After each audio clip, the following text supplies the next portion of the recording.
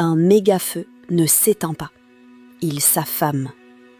Sur un front de plusieurs kilomètres, l'eau n'est presque plus une arme. Un feu tient sur 3 choses. Du combustible, de l'oxygène, de la chaleur. Retire une seule des 3 et il meurt. Toute la lutte se joue là. L'oxygène, on ne peut pas le retirer. On est en plein air, sous un ciel ouvert.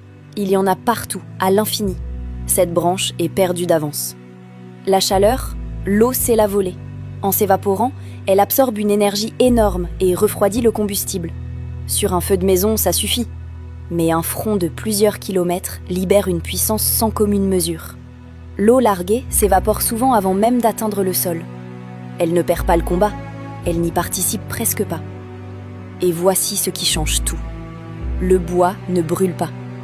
La chaleur le décompose et en extrait des gaz inflammables. Ce sont ces gaz qui brûlent. Les flammes que tu regardes ne touchent jamais le bois.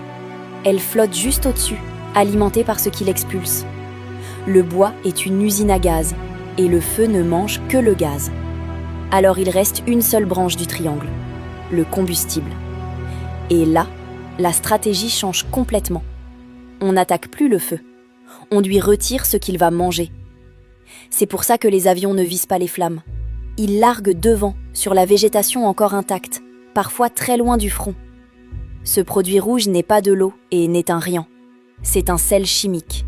Il enduit la végétation, l'eau qu'il contient s'évapore et il reste collé, sec, en attente. Quand le feu arrive, il réagit avec la cellulose du bois. Au lieu de libérer du gaz inflammable, le bois se transforme en charbon. Il ne nourrit plus rien. Et sa couleur rouge n'a aucun rôle chimique. C'est de la rouille, ajoutée pour une seule raison, que les pilotes voient où ils ont déjà largué.